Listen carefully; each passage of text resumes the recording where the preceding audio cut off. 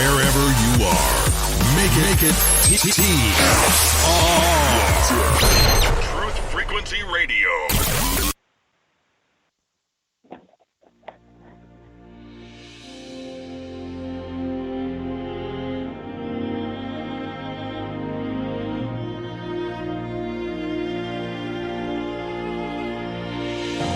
Welcome to Spirit's Journey, coming to you live on Truth Frequency Radio and simulcast on Oneness Talk Radio.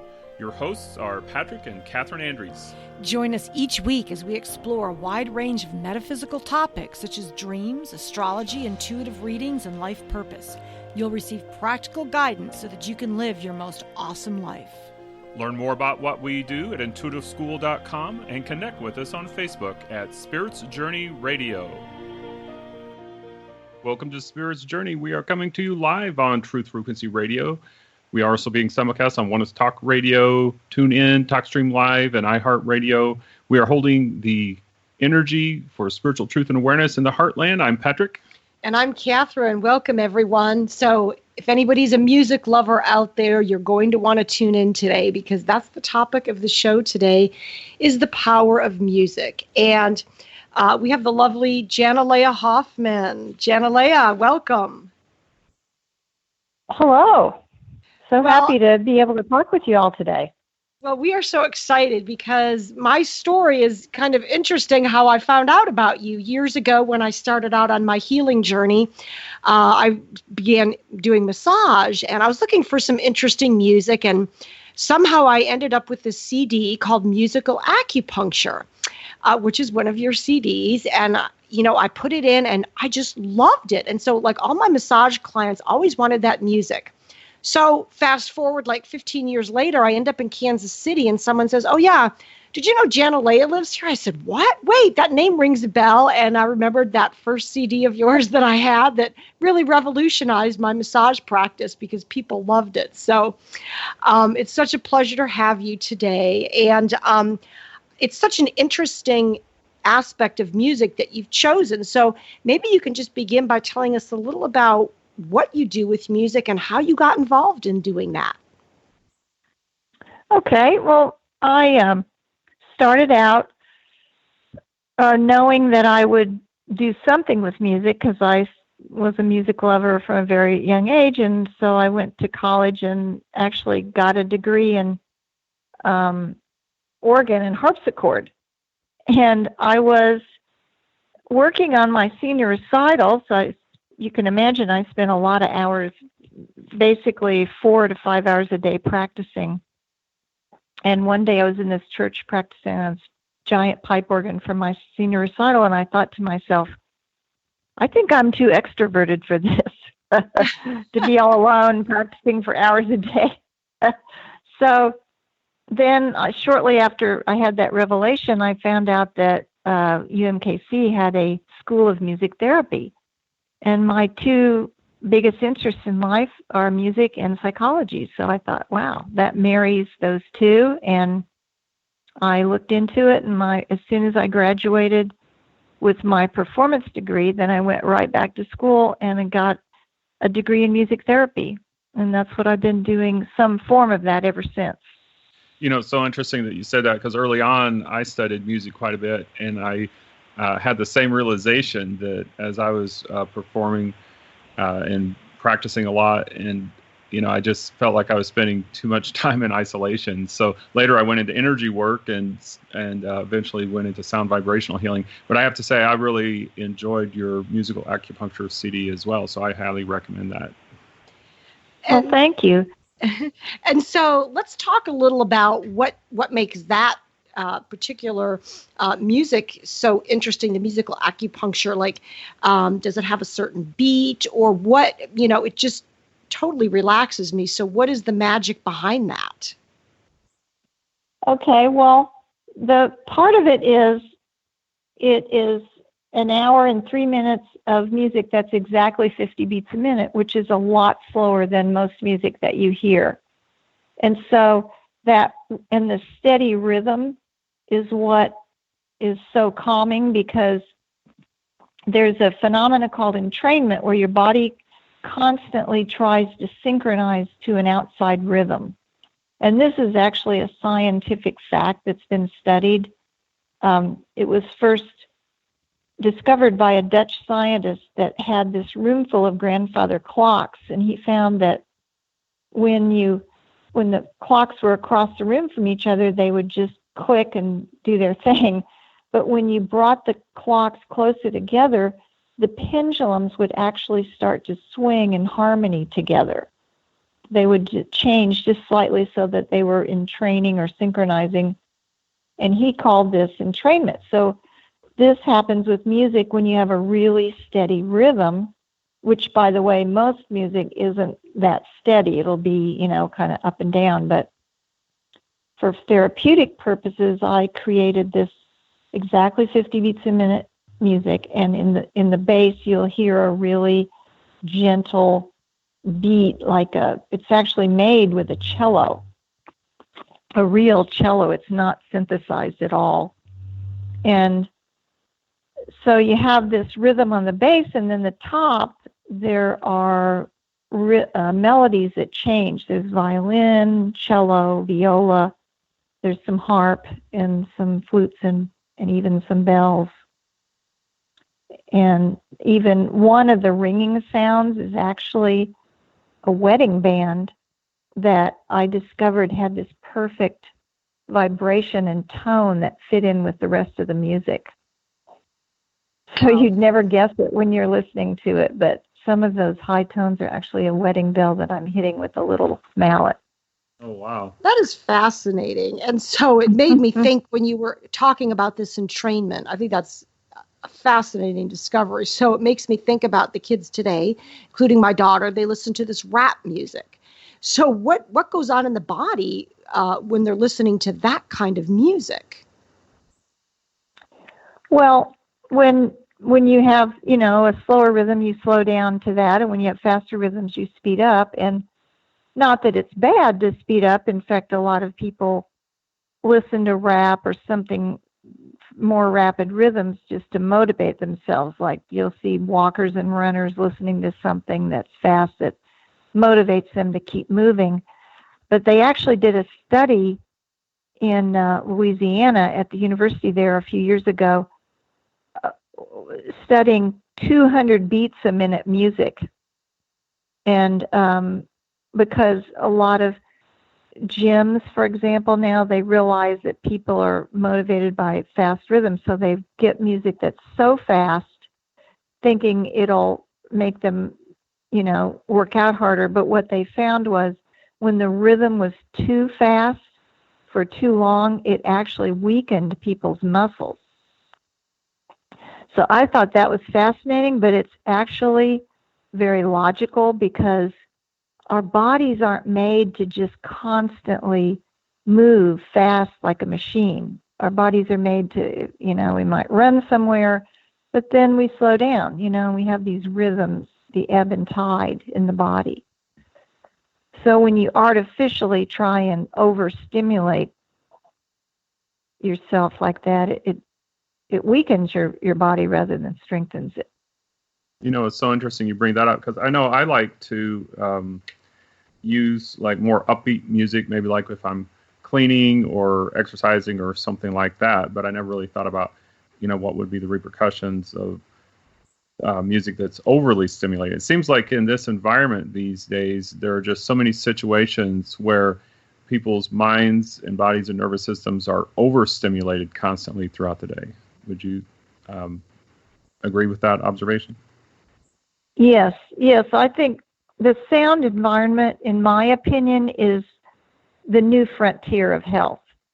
Because, people talk about food and organic food, which is very important, of course, and you're in a positive attitude and vitamins and all that.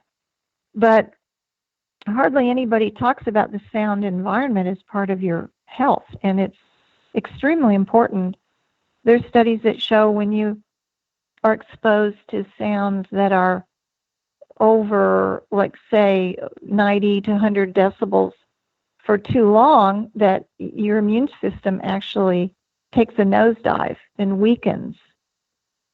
So let's just say, like somebody around machinery all the time, that's loud. That starts to not only affects your hearing in a bad way, but also affects the immune system. Well, And children especially should not be exposed to really loud noises. Well, and it's interesting because in schools, it's a huge problem now because, the kids bring their phones to school, at least in middle and upper school, even elementary now too. And a lot of the teachers will let the kids listen to music while they're doing work. And it's like, what music they're listening to. They're not listening to Beethoven or, is something relaxing. They're listening to this like rap stuff. So it creates interesting dynamics in the classroom. Since I teach a lot in schools, I notice that.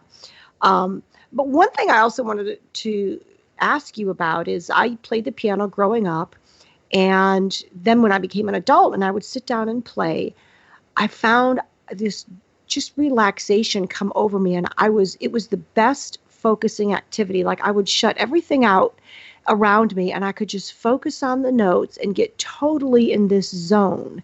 And, less and less kids these days seem to be playing musical instruments. And I wonder, is there a difference between listening to music versus the effects you get from actually playing? Well, yeah, it is different. I mean, there's so much therapy that can come from listening and also being directed how to listen. But also, I believe that all people need some kind of music in their life just for self-expression. And I'm like you as a kid, I had an experience of, whenever I was stressed, I would go to the piano, and it really made a huge difference. I just start playing music. I do that now. We're having some construction done on our house, and it's, there's hammers and the dogs bark, and it's just chaotic sound. And if it gets to me, I'll go sit down and play, and I feel 1,000 times better. But one of the things that I do is teach people how to play the Native American flute, because it's one of the easiest instruments to play. If you do it native style, you actually don't need to know how to read music. And that is a big shortcut for learning something, because the part about reading music, I mean, it's wonderful to do that, and I think all kids should learn it if they can. But a lot of adults don't have the time, so they like an instrument that they can learn quicker, that's mellow and soothing. So they should totally get that in schools, because our daughter is afraid because she's like, I can't read the notes. So why schools haven't figured out to introduce, they go to the recorder. That's the big instrument. So, well, would you be able to play a little bit? Do you have a flute handy? I'd love to hear, and, people to see the difference between that and just a regular flute. Yeah, okay, sure. I'll play something.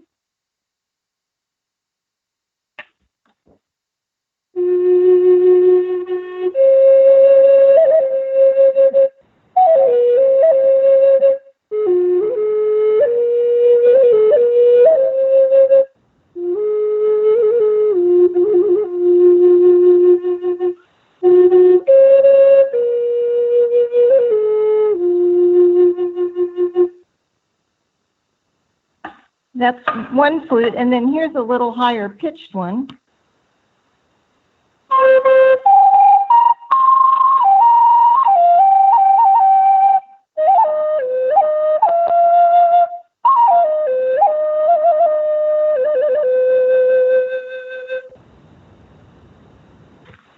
And there are other keys as well.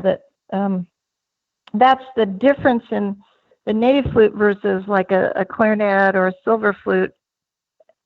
The native flute doesn't have as big a range, but it makes up for it in other ways, being easier to play and not taking as much breath. That was beautiful. I want to learn. So there's something very relaxing about Native American flute, and I know when I play the didgeridoo, a lot of times somebody with a Native American flute would pair up with me, and the flute and the didgeridoo seem to go together really well. Do you find that the flute kind of takes you on an inner journey, almost like a meditation sometimes? Yes, definitely. I think it's a very meditative instrument, and it's the way there's a scale that you learn that I teach in my class that the native people used, and it allows you to create music from the heart without having to think so much like we do with our Western music. So yeah, I have so many adults that I've taught to play this who were very skeptical and said things like, well, I have no musical talent. I was told to mouth the words in choir and things like that. But they took the class, and everybody is really surprised at how quickly you can pick it up. And I'm not saying you don't ever have to practice, you do, but it's nothing like our traditional instruments that require a lot of commitment and practice. So do the Native Americans consider the flute a very sacred instrument? Because I know with the didgeridoo, the Aborigines consider it very sacred, and I can almost imagine them sitting in the outback on a rock somewhere, playing that droning sound, doing the circular breathing. And I feel like it's a very similar experience to how some cultures developed chanting, for example, or like the Tibetans developed the singing bowls, where there's this long, continuous tone, and you just allow your mind to follow that, and it gives you a central focus that allows you to just kind of let everything else drift away. Would you say that's a pretty fair assessment for the Native American flute? Yeah, I would. In fact, I've had experiences where, like last year, for example, I went to Nebraska and I taught a group of Native American girls how to play, and they were in awe of the instrument, and they said they had grown up learning that it was a sacred instrument, but they'd never even touched one. And so the fact that I was there teaching them was just a huge thing. And at first they were hesitant, like it's so special and sacred. They, were almost afraid of it. But then I encouraged them, and they just absolutely loved it. And in Australia, for example, the women are actually not allowed to touch the didgeridoos. It's only for the men. Isn't that interesting? Well, yeah, and I think that is true in some of the native cultures, too. I had two college students one time, Native American women that wanted to learn, but they said it was sacred and they weren't allowed to. They finally did play it too. I encouraged them to, because and they were really glad that they did. But yeah, it's such I believe we all as humans need outlets in the arts somehow, some way of creative expression, and music is just a great way. I mean, there's other art forms, of course, dance and art, but music is one path that's very important. In fact, there was a study done in Sweden where they tracked thousands of people. I think it was like 18 or 20,000 people over a period of time, and they found that the ones who had some involvement in the arts, like played an instrument or even went to plays or listened to music on a regular basis, had a significantly greater longevity than other people. Well, it was go ahead. Well, and I had also heard that of all the instruments, the piano was one of the best instruments for integrating the right and left brain, to enhance learning and so forth. Yeah, I think it is a great instrument for that reason, although even a native flute, you still have two hands going up and down, It's not as complex as a piano, where you can utilize all your fingers, making big chords and things like that.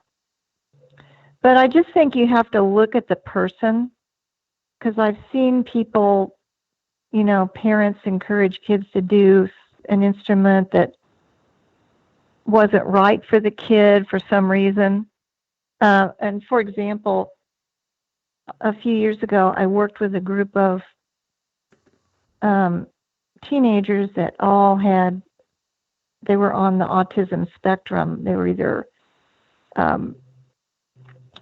somewhere on the spectrum, but some of them were had more skills than others. But anyway, all of them had failed at a traditional instrument like piano or guitar, for example. Those were the two that they had tried the most, and nobody had succeeded. And so I came in with this group of teenagers and presented the native flute to them, and every single one succeeded with it. So that was really great. That just because you can't do a piano or guitar, it's nice to find something that they can do and feel really good about themselves. So I've also seen a lot of Oh, go ahead. Oh, I was just going to say, in fact, we did the culmination of this was a Christmas program, and all the parents were in tears because their kids were up there actually playing. That's fantastic.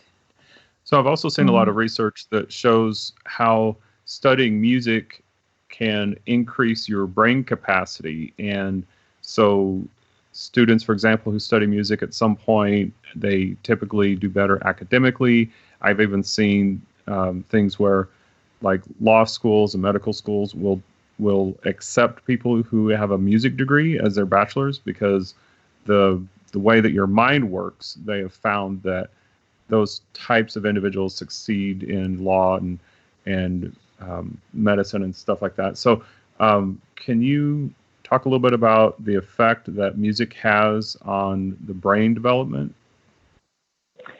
Yeah, it's in Arizona. They did a huge study with kids in the school system, and they found that the kids who study music at least 2 years did significantly better academically and emotionally. And I think that's really interesting because, both of those things are so important for kids. They've got to be healthy emotionally as well as be able to do their work. And since that time, there have been a lot of studies that have supported this, that studying music actually expands parts of the brain, and that kids do better academically when they study music. In fact, the ancient Romans and Greeks all were very vocal about this. They said that they had the 4 basics: math, reading, I think it was math, reading, science, and music. And we don't do that today, which I think is unfortunate, but the ancient people recognized this need to stimulate the brain from a musical point of view. Yeah, it's so interesting that sometimes when push comes to shove with the budget, they're quick to continue supporting the athletics, and then they cut out the arts and things like music, where there's the scientific background that shows the development. I know for myself, I felt like when I started music in 8th grade, that was a big turning point for me in school, because I hadn't been real, focused on my work in school. I'd been diagnosed as being hyperactive. And then when I got into music, I had a place where I could focus, and being able to play with an ensemble, especially, that's something that I really enjoyed doing, is being able to play with an ensemble. And then, it's something that you're doing with a group. You're able to focus on what your piece is in that. And I felt like that was a huge turning point for me. Well, and here's the irony. Schools are buying, even kindergartners, an iPad. They get an iPad or a computer, where many of the studies have shown that these computers are not enhancing learning at all. If you look at the cost of an instrument versus one of these computers, you could buy 20 instruments or more per one computer. You could have an instrument for every child, where all the studies have shown, like you just said, how much it increases learning, how much more fun it is for these kids to actually play an instrument, how much more engaging than, looking at that iPad all day. Yeah, right. I agree. And one of the things that a lot of parents tell me when I do lectures on music therapy, they'll raise their hand and say things like, well, my child really wanted to do music, but they're in a sports program, and the coaches say they have to be there every day, like 5 to even 6 days a week to practice. And I guess these coaches really have, a lot of power, and the kids feel bad if they miss. And so they're basically telling me, they don't have time for music. And I look at that and think that is really a shame, because we're creating kids that aren't balanced. Sports are great. We got to move our bodies, but to have to do that every 6 days a week after school and eliminate other things that you can do your whole life.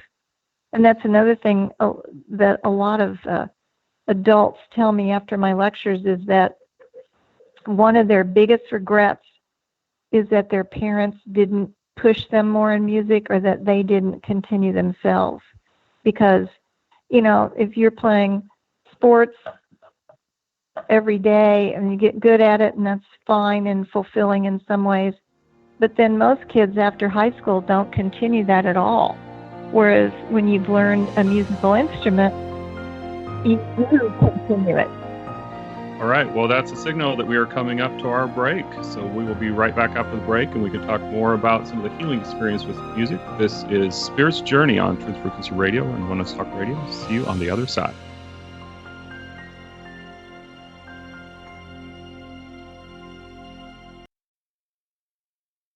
No hate, no hype, no fear. We are TFR Frequency Radio.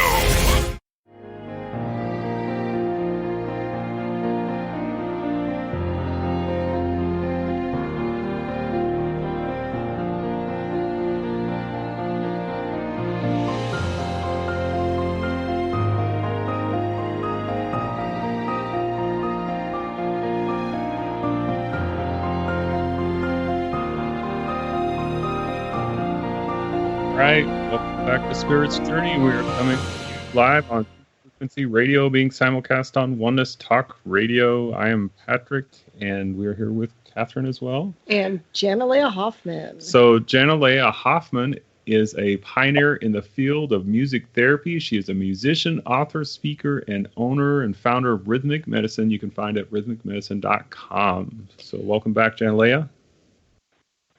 Thank you.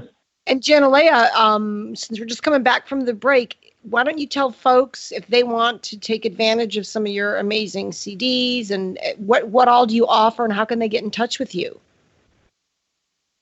Okay, they can go to my website, which is rhythmicmedicine.com, and rhythmic is spelled RHYTHMIC. Or they can Google me, Janalea, Janalea Hoffman, and it'll pop up. And on my website, they can hear the different CDs, 15 different ones at different rhythms and different instruments. And then they can either buy a CD or they can buy downloads if they prefer that. Great. And there's interesting information about I'm in the process of updating my website, so if they're interested in flute classes, they should call, either go to the website and email us, or call, and we can keep them aware of what flute classes are going to be on. There's going to be one in about a week or two, so anyway, but it's not on the website right at the moment. They'll have to call or email for that information.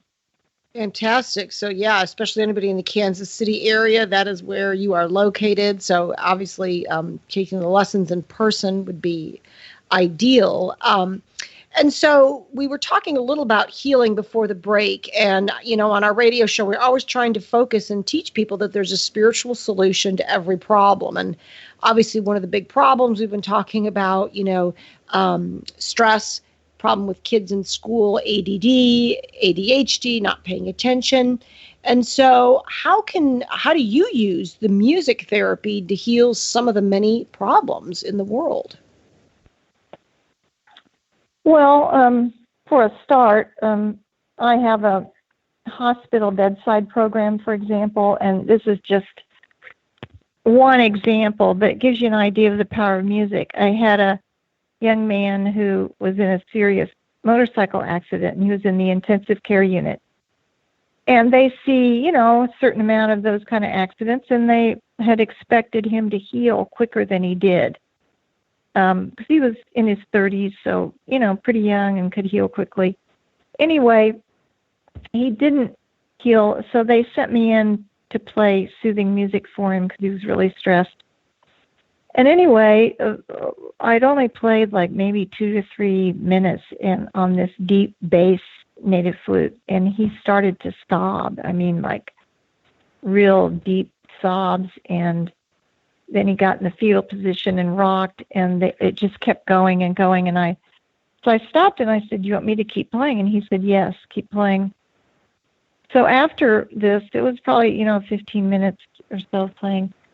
He said that he realized that music made him relax so deeply and so quickly that he got in touch with the fact that he had this kind of macho thing going on where he couldn't verbalize his fears about, maybe not walking again or maybe not healing. And he just couldn't express any anxiety or any fear, but he had it buried inside in a big way. And the music released all that emotion. And so it was this big catalyst effect, really. And it turned out, the nurses told me that he started to heal very quickly after that. And he was transferred out of the intensive care unit pretty quickly, like within a day. So wow. That it shows you that you can work on somebody's body and sew it up and, do surgery and all that. And that can be extremely helpful, of course, and save people's lives. But sometimes they really do need help with their emotions and their spirit side as well. And that's where the music really comes in and is so important. Like I've had people say in the hospital, "I'm craving to hear old hymns." People that grew up with those hymns, and now all of a sudden they're sick and, really worried about their health, and they need some connection with spirituality.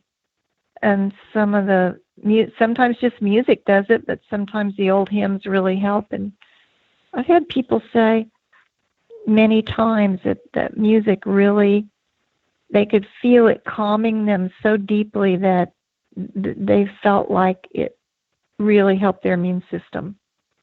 Because when we're so tense and scared, it really does block our natural healing. Oh, of course. I'm immediately thinking of women in labor. I think that music would be a huge benefit. Yeah. Well, and I know a lot of people now, a couple friends of mine who've had babies in the past couple of years, one of the things they did was they created a music track of all their favorite songs to have playing while they were in labor. And that, definitely gave them a point of focus. Yeah, that is good. In fact, a friend of mine, this was many years ago, did a study at the KU Med Center on creating a song list that women played during labor, and I think they tracked the pain levels were less with the people that used music. So one of the things that has always fascinated me about the power of the mind to work with the body and healing is, for example, like the placebo effect. When they do a study, I think the placebo effect is a little over 30%, and so whatever medication they're testing has to improve the test subjects over that amount, to prove that it's statistically making a difference over the mind's own ability to heal. But I don't hear very many people asking, well, what is causing this placebo effect where like a full third of people can recover just by thinking that they're better? You can give them a sugar pill or water and they just think themselves better, and nobody seems to be amazed by that or looking into that. Yeah, well, that's a very good point. And I think that's really the basis of all of these ancient traditions, like, shamanism, for example, where the shaman would be probably the first to tell you that walking around the person and waving this feather or, rattling this rattle isn't what heals them. But it's almost like, you have this authority figure and they're doing this ritual. And then in your mind, it's like you give yourself permission to heal. It's like, oh, yes, this is happening, so now I can heal. So I think a lot of that, like with the music, I think it kind of gets us, well, like we were talking about in the first half, where we were talking about how music, and especially with the Native American flute, it's got that soothing tone. It's a very simple. That's where I think the flute maybe is even better at healing than piano, because it's a very simple tone to follow, so the mind can follow it easily. It's very soothing and relaxing, and then it gives your mind this point of focus. And so, in that example of the man in the hospital, it's like once he could focus his mind and just go within deeper and relax, then he became aware of all of these fears and anxieties that he had been holding on to that was actually impeding his healing. Yeah, that's right. And I think it's the attitude too of the player. If you're if your intent is really to bring something soothing and you're totally focused on that without thinking about where you have to go afterwards and all that stuff, it's very healing to that person in the bed, because you know how it is if you're not feeling well or you're anxious and nobody will even listen to you. It's very upsetting and annoying. So and just with modern medicine the way it is, I mean, sometimes it's hard to get somebody's attention. Like I have people telling me that, this was so helpful just because you were here and just listened to me and I got to listen, and it was, a significant amount of time. So yeah, I think your point is a really good one. Just providing a way for people to gain more body awareness or just calm down enough to really get in touch with their emotions. Well, and too, with the intent of the player, I've also experienced and believe like somebody preparing food. Sometimes you eat a meal and it's not like, some exquisite meal, but it just tasted so good and so nourishing. Usually like when my mom cooks, no matter what she cooks, that's how I feel, versus sometimes I've been to a restaurant and I order this like really exquisite meal. And then I'm like, wow, that didn't taste too good, or even I might not even feel that great afterwards. And I think about, the person preparing it. He didn't even know me. The people preparing the food don't know the people. And a lot of restaurants are not, it's a fast-paced thing. The cook's probably under stress. They're just trying to whip this meal out. And so all those vibes get into the food. Yeah, that is so true. In fact, I've had people say to me, or even some music therapy students, that come and shadow me, and some of them, they're just naturals, they're very empathetic and they just really love doing it. But some musicians I've had come and shadow me for a little bit and we'll play together. And it's really interesting because some of them just say, wow, that is way too intimate, to play for somebody in a room. And they're used to being on a stage somewhere, so you have this distance, and it's really about the music, whereas in a music therapy setting, it's about the patient, not, the music is important, but you know what I mean. It's really all about the patient. And, so it requires the kind of person that's comfortable with that. When you were talking about a lot of people's experience in the doctor's office. It reminded me of when I used to be a manager for a chiropractor, and she'd gone to this seminar. She was talking all about how they were trying to teach all of these doctors how to structure their day, and so it was all about lining up patients in these rooms, and you go in and you only spend 3 minutes with each patient so that you can have all these patients just running in and out of your office. And so many times I've heard stories of natural practitioners. They take the time to actually talk to their patients and ask them, so how are you feeling? What's going on in your life? It's not all about this one physical symptom. They look deeper into seeing the whole picture, and just taking the time sometimes to stop and talk to somebody can reveal so much more than just taking their blood pressure or their temperature or something like that. So it is kind of a commentary, I guess, on our health system, and then it's each individual's choice really what path they want to go down. Do you want to just be shuffled through the office and treated like a biological machine, or do you want to be treated like a person and be for your whole self to be treated? And I think that's really the thing I love about like the energy work and energy healing and natural medicine is like it's working with the whole person, the whole being. Yeah, I really agree with that too. And in fact, I read a study a while back that they found, I think it was an Air Force study that funded this, and they had hidden cameras in doctors' offices, and they found that the average doctor lets a person speak for 18 seconds and then they cut them off.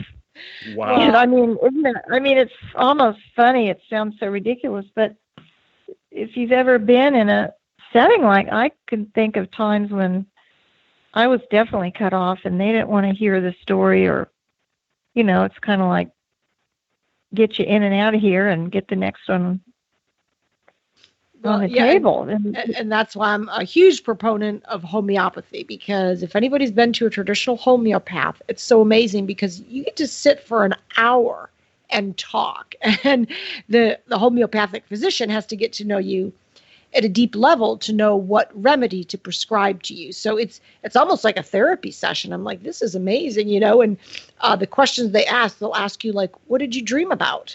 Or, what are your fears? So it's definitely a totally different experience than Western medicine. And yes, patients do get to talk. Yeah. Well, and so many times the emotions, there's some emotional issue deeper down that actually causes an illness. And it's just so important to take a look at that. I mean, not everybody's into that, but if you really want a deeper healing, it's really necessary. And that's where music can come in and really help people. In fact, I had a situation one time, this was years ago, and this lady isn't on the planet anymore, but she had high blood pressure. And she'd done everything. She cut out salt. She was eating good food. She was exercising. She still had high blood pressure. She was like 65 years old at the time. And so she came for some music therapy sessions, and we did guided imagery and music. And she had these images that when she was 9 years old one time, that this came to her while the music was playing, that her mother's best friend gave her this very special cake that she had made and decorated for her birthday. And when the friend left, the mother said, well, I'm going to take this fancy cake for the adults, and I'm going to get the kids these little cupcakes. And it had been made and given to this 9-year-old girl, and she was so mad, but she had no power. And there were several past things that she had never consciously thought of as an adult, but they were boundary issues with her mother. And she got in touch with these and got so mad, and she released the anger, and her blood pressure went down to normal after like 5 sessions of this. And her doctor actually wrote me a letter and said, I don't know what you did, but this really did help her. Her blood pressure is back to normal. And I have so many stories like that where there is a reason why people's blood pressure shoots up. They may not consciously know, but with a little digging, you can find out. And that's where music touches the emotional part of the brain and can help you to uncover some things like that. So one thing I'm curious about too, because when I do the sound vibrational healing, I use the didgeridoo and the crystal singing bowl, and I feel like I receive a treatment when I'm working with people. Do you feel that when you're doing this music therapy with people? Do you feel like you're also receiving a treatment as you're doing it? And do you have any experiences that you can share related to that?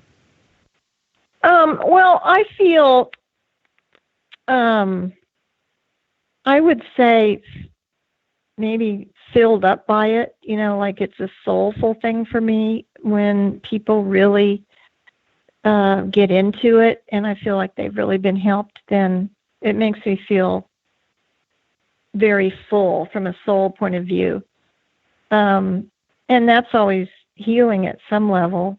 I don't really have a story about, where I've received a healing or anything. But like I say, when you're helping somebody at a level like that, and there's this peaceful connection with the music, it's just pleasant for me too. It's not, it's a form of work in the way it isn't.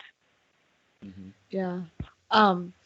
And so, Janalea, one of the things that I've used a lot myself and with students is music that's specifically geared to work with the brain waves.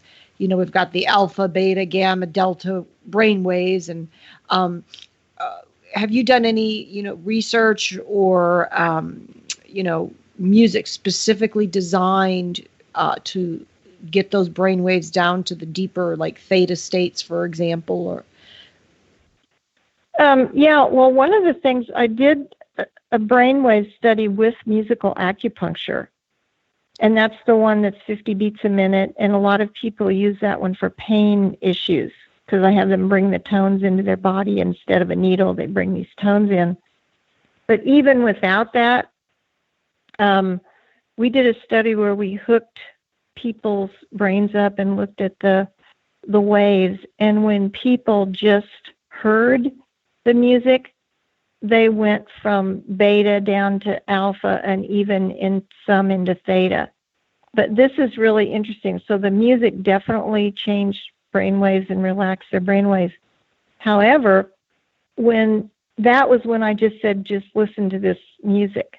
But when I had them bring the tones into their body, like they actively did something with the music, then almost everybody went deeper into theta. wow, that's powerful, because I know that's one of the keys, for people who have problem meditating. They just cannot slow down the brain waves enough to cut the mind chatter. And so I often tell the people, all right, let's add some music to this meditation. A lot of people are taught, you have to sit in a quiet, dark room in this, uncomfortable position, and they get nowhere. So I'm like, all right, let's change it up a little bit. And I know myself, when I add the music to my meditation, I often get much better results. Yeah, that is so true. It is hard to slow your brain down, but the music really helps. And I have one I call therapeutic drumming, which is a really gentle heartbeat rhythm, lub lub dub in the bass, like a heartbeat. That really helps. And I have one called musical biofeedback, where I have people match body rhythms with the rhythm of the music. And that way they're engaged as well, which helps you to go deeper. And then there's one called Deep Daydreams too, which helps you to be more aware of body rhythms. So earlier we were talking about ADD and ADHD, and it seems like there is an epidemic of kids being diagnosed as being ADHD, and everybody is talking about it. So how can music therapy help these kids who are being diagnosed with attention deficit disorder or attention deficit hyperactive disorder? Well, I have a CD I made called the Children's Relaxation, or the Dolphin Song, and then there's one called Dave and the Tone Fairies, where they learn to listen to their own body rhythms. But I'm a big believer that you can train children to be aware of their body rhythms, because when they're hyper, it's a hyper feeling, and they can get in touch with that. And teaching them that through music is fun for them, becomes a game, and they learn about themselves. And I've taught a lot of children over the years how to calm down and address those issues with the musical rhythms versus, I'm not a believer in just quickly slapping a label on kids and giving them a drug. I think it's better to take them through some kind of training so they can learn how to calm themselves down.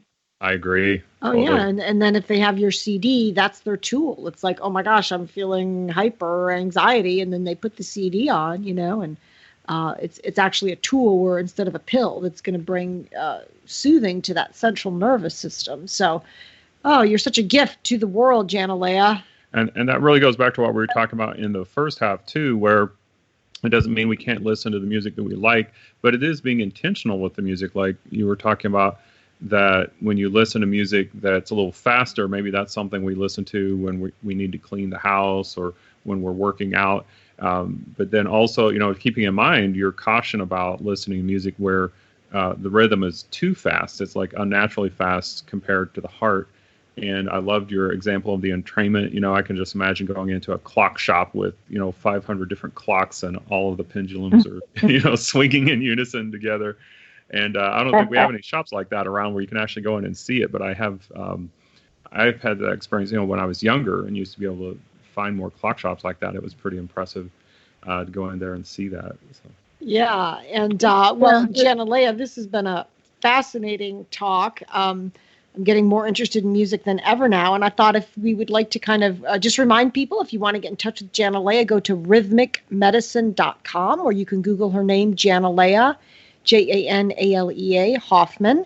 See her amazing products, classes. And I thought we could end with a little more of the flute music as we say goodbye to our audience today. Would you be up for that? Well, sure. Be happy to. Fabulous. Thank you. All right. Thanks, Janalea. Thank you.